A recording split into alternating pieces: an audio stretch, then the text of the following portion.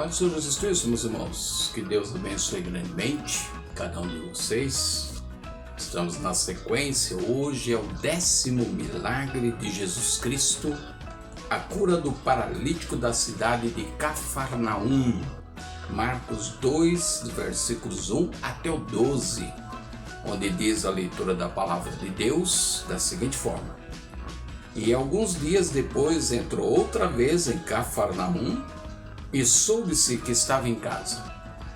E logo se ajuntaram tantos que nem ainda nos lugares junto à porta cabiam, e anunciava-lhes a palavra.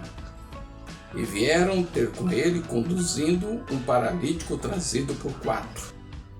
E não podendo aproximar-se dele, por causa da multidão, descobriram o telhado onde estava, e fazendo um buraco, baixaram o leito em que jazia o paralítico. E Jesus, vendo a fé deles, disse ao paralítico: Filho, perdoado estão os teus pecados.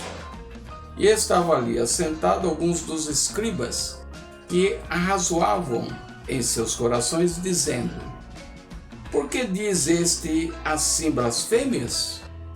Quem pode perdoar pecados, senão Deus? E Jesus, conhecendo logo em seu espírito que assim arrazoavam entre si, lhes disse: Por que arrazoais sobre estas coisas em vossos corações? Qual é mais fácil, dizer ao paralítico: Estão perdoados os teus pecados? Ou dizer-lhe: Levanta-te, toma o teu leito e anda? Ora, para que saibais que o Filho do Homem tem na terra poder para perdoar pecados, disse ao paralítico: A ti te digo, levanta-te, toma o teu leito e vai para a tua casa. E levantou-se e, tomando logo o leito, saiu em presença de todos, de sorte que todos se admiraram e glorificaram a Deus, dizendo: Nunca tal vimos. Leitura do capítulo 2 de Marcos, versículo 1 até o versículo 12. Vejo nessa leitura, meus irmãos e minhas irmãs, algo especial que me chama muito a atenção, que é a postura que envolveu os 4 amigos deste paralítico. Pessoas dispostas a contribuir e não mediram esforços para auxiliar um amigo. Normalmente isso não acontece. Existem vários registros bíblicos em que os enfermos e paralíticos não tinham ninguém para zelar por eles. Pelo contrário, eram marginalizados e abandonados, conforme relatos no capítulo 5 do Evangelho de João, com relação ao tanque de Betesda. Nesta passagem, nós vemos coisas interessantes que vão falar profundamente conosco. Alguns dias depois de ter curado um leproso, Jesus volta à cidade de Cafarnaum. E estando na casa de Pedro, logo souberam e ajuntaram-se ao redor da casa, e por dentro uma grande quantidade de pessoas que fechavam todas as passagens. E Jesus os ensinava.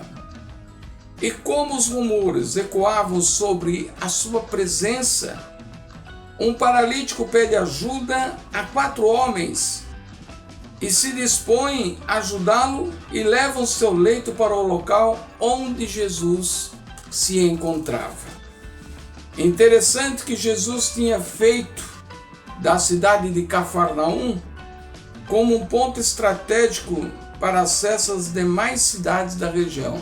Ali em Cafarnaum era onde morava a sogra de Pedro. Suas palavras e obras tinham o tom da autenticidade, e o povo via que para ele nada era difícil demais. Todos que confiam nele aprendem isso. Mas o homem é um ser decaído, que caiu tanto que sua recuperação não é fácil. Acreditar é uma coisa que já está ficando assim, muito duvidosa. Aqueles 4 homens viram a situação difícil que estava aquele paralítico, do jeito como ele vivia, e usam de compaixão e misericórdia para com ele, e se prontificam a ajudá-lo. Não sabemos a distância que andaram ou quanto tempo levaram até chegar àquela casa onde Jesus estava.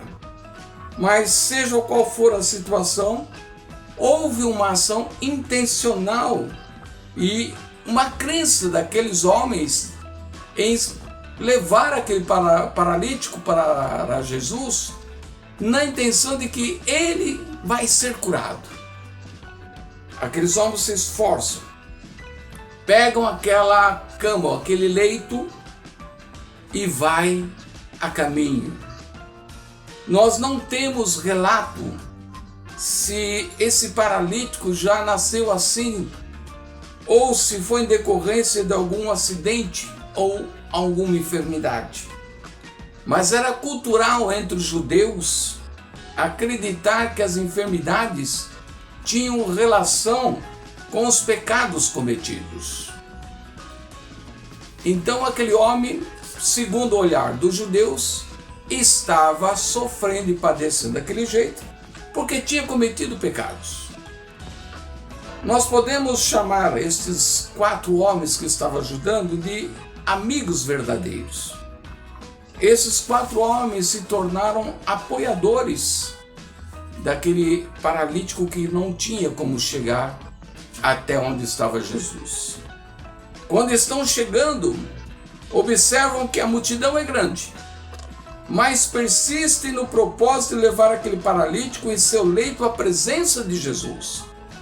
As cidades, as ruas e trilhos de todos os locais ali, todos tinham muito movimento. E quando muita gente começa a andar de um lado para o outro, levanta-se uma grande quantidade de poeira. Nem a multidão e nem a poeira impediram aqueles homens, aqueles que levavam pessoas a Cristo, ou acreditavam demais, ou confiavam, ou tinham muita fé. Assim, aqueles que levam pessoas a Cristo devem mostrar grande dose de zelo, porque a maioria virá apenas com relutância, com dificuldade. Aquele homem era um paralítico, não podia ajudar-se a si mesmo e contava com a ajuda daqueles amigos dispostos a gastar energia. Quantas pessoas hoje que verdadeiramente são amigos? Quantas pessoas hoje que estão dispostas a gastar energia para que uma outra pessoa seja beneficiada, seja abençoada? Quando aqueles homens se aproximam e percebem que não conseguem romper por entre a multidão e entrar na casa de Pedro, pois a entrada da porta e o caminho estavam cheios de pessoas, ao redor da casa cheio de pessoas, e Jesus então aproveitava aquele momento para ensinar as pessoas, mas eles não tinham como chegar. O que nos surpreende é a atitude daqueles 4 amigos. Podiam ter deixado o leito ali, dito ao paralítico: olha, nós tentamos, mas não será possível chegar até Jesus. Fizeram exatamente ao contrário. Se esforçam e sobem ao telhado daquela casa e começam a abrir um buraco por entre as telhas, e ainda precisam com uma corda puxar o leito e o paralítico para cima do telhado, e então começam a descê-lo à presença de Jesus. O propósito era levar o paralítico diante de Jesus e não desistiram. A experiência daqueles homens diz para nós: quando um caminho está bloqueado, devemos experimentar outro caminho e não desistir. O alvo de conduzir uma vida até o toque curador de Jesus é tão grande que nada, nem mesmo os obstáculos, pode interpor-se e fazer com que as pessoas desistam. Jesus olha para aquela situação. Jesus vê a fé daqueles homens.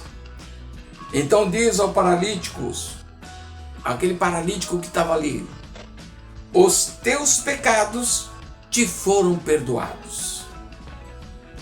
Como já disse alguma coisa anteriormente, os antigos frisavam de que nós, em relação da causa entre efeito e o pecado, ocorriam as enfermidades. Ou o pecado trazia enfermidade, ou a enfermidade em decorrência do pecado. Sabemos hoje em dia que muitas doenças, como mesmo até o câncer, pode ser decorrente de situações psíquicas, que o ódio pode provocar câncer e que muitas enfermidades não são físicas, mas têm origem psíquicas, traumáticas, doenças que surgem, e muitas doenças que surgem não têm nada a ver com a questão do pecado. Existem funções de algumas doenças de pecado, mas de possessão, que é um tema que nós vamos entrar lá na frente. Em tese, de uma forma ou de outra, ninguém pode escapar dos efeitos dos pecados. O Talmud cita que o doente não sairá de seu leito enquanto seus pecados não forem perdoados. Olha só que interessante. Este fato estava na mente de Jesus, que sabia que ligavam as enfermidades aos pecados. Vejam esta passagem bíblica em João capítulo 9, versículo 2. Perguntaram a Jesus: Mestre, quem pecou? Foram seus pais para que nascesse cego? Então eles estavam considerando que uma pessoa que tinha nascido cega era em função dos pais terem pecado, ou estava ligado uma coisa ou outra. Por isso Jesus disse: teus pecados estão perdoados. Os escribas e mestres da lei se orgulhavam dos seus conhecimentos, sabiam que somente Deus pode perdoar os pecados. Por ser o Messias, podia perdoar os pecados e comprovava a sua autoridade messiânica. Ele estava ali agora reivindicando o poder real de perdoar pecados. Ali estava alguns dos escribas, que arrazoavam em seus corações, dizendo: por que diz isto? É uma blasfêmia. Quem pode perdoar pecados senão Deus? E Jesus, logo conhecendo em seu espírito que arrazoavam entre si, lhes diz: por que arrazoais estas coisas em vossos corações? Qual é mais fácil? Dizer: perdoados te são teus pecados? Ou dizer-lhe: levanta e tome o teu leito e anda? Essa pergunta que Jesus fez coloca todos aqueles escribas ali numa situação delicada. Com certeza a resposta era perdoar os pecados. Mas para isso tinham que admitir que ele era o Messias, o Filho de Deus, e tinha autoridade para perdoar os pecados. Se eles entendessem que levantar e andar fosse o mais fácil, para admitir esta resposta, teriam que admitir que ele, Jesus Cristo, tinha autoridade divina, pois somente Deus fazia milagres. Em ambas as situações era uma ordem. Uma dizia respeito à alma e a outra dizia respeito ao corpo. E Jesus responde a eles: para que saibais que o Filho do Homem tem poder na terra para perdoar pecados. Disse: levanta-te, toma o teu leito e vai para a tua casa. E levantou-se curado, tomou o seu leito e saiu na presença de todos, e se admiravam e glorificavam a Deus, dizendo: nunca tal coisa vimos. Para Jesus, não faz diferença se o mal é físico ou espiritual. Ele tem a solução. Podemos concluir, meus irmãos e irmãs, essa reflexão com relativo a este milagre com 5 pontos na nossa conclusão. Primeiro, para alcançar o milagre é preciso acreditar que é possível e tem de ir em direção de quem pode realizar milagres. 2. Os obstáculos não podem impedir suas intenções, nem que para isso você precise contar com a ajuda de verdadeiros amigos que não vão medir esforços. 3. Existem diversas enfermidades, suas causas são várias também. Podem ser físicas, podem ser espirituais, podem ser psíquicas, mas para todas elas Deus tem a cura. Jesus viu a fé em ação daqueles homens e atendeu a eles curando o paralítico.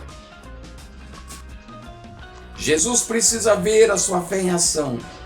Você está disposto ou está disposta a exercer a sua fé? 5. A maior dificuldade não é receber o milagre, mas sim chegar até Jesus. Ele já está pronto. E nós que precisamos de coragem, incentivo, persistência, vontade, ânimo, ousadia, disposição e, acima de tudo, fé para chegar até Jesus.